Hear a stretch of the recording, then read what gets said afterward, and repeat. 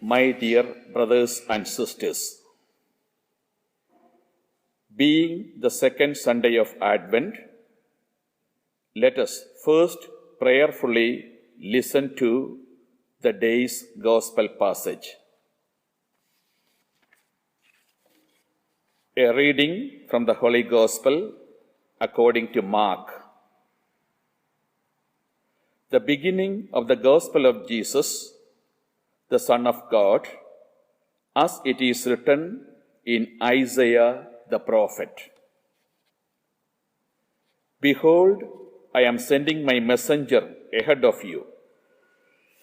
He will prepare your way. A voice of one crying out in the desert. Prepare the way of the Lord. Make straight his paths. John the Baptist appeared in the desert, proclaiming a baptism of repentance for the forgiveness of sins.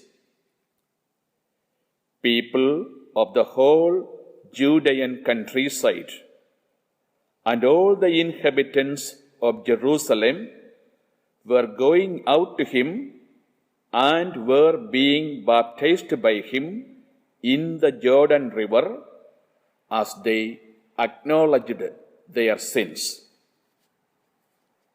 John was clothed in camel's hair, with a leather belt around his waist.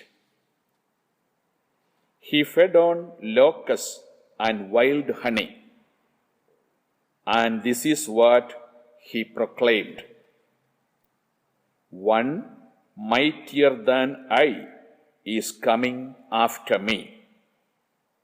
I am not worthy to stoop and loosen the thongs of his sandals. I have baptized you with water. He will baptize you with the Holy Spirit. This is the Gospel of the Lord. Dear brothers and sisters, we are just at the threshold of the great feast of Christmas. And although a bit early, let me wish you all God's abundant grace during this holy season, as well as throughout the forthcoming New Year 2021. Just now, we are celebrating the second Sunday of Advent, which once again reminds us that we need to prepare spiritually to welcome the child Jesus in a worthy manner into our hearts. Accordingly, for the day's liturgy, we have two thought-provoking and inspiring readings from the Holy Bible. For our prayerful reflection and by way of meaningful Christmas message, I would like to share one thought each from two scripture readings of today's Holy Mass. To begin with, the second reading is taken from the second letter of Saint Peter, chapter 3, verses 8 to 14. More specifically, about God's promise of a Redeemer, in verse 9, we read as follows, and I quote, "The Lord is not slow to do what he has promised. Instead, he is patient with you because he does not want anyone to be destroyed, but wants all men to turn away from their sins." Unquote.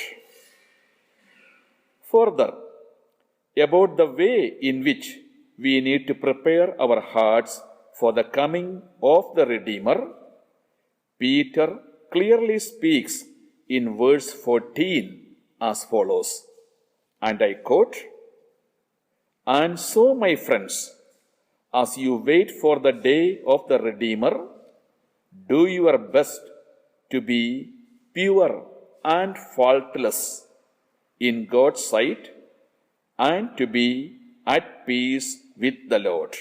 Unquote. Hence, my dear brothers and sisters, it becomes very clear that when we make our hearts pure and faultless, we become worthy to welcome child Jesus, who is our Redeemer. Secondly, we have the most inspiring witnessing of the Redeemer by John the Baptist as given in the Gospel of Mark, chapter 1, verses 1 to 8.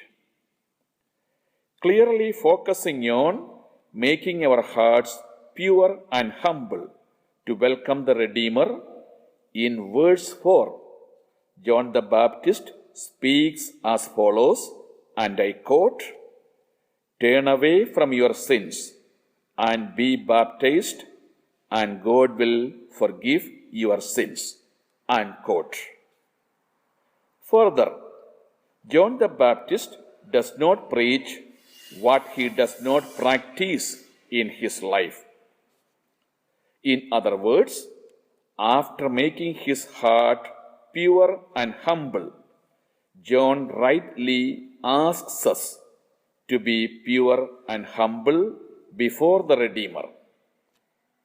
That is why John speaks in verse 7 as follows, and I quote, "The man who will come after me is much greater than I am. I am not good enough even to bend down and untie his sandals." Unquote. My dear brothers and sisters, let us feel sorry for our sins and make our hearts pure and humble to welcome the Redeemer in a worthy manner. God's grace to you all during this holy season. Thank you.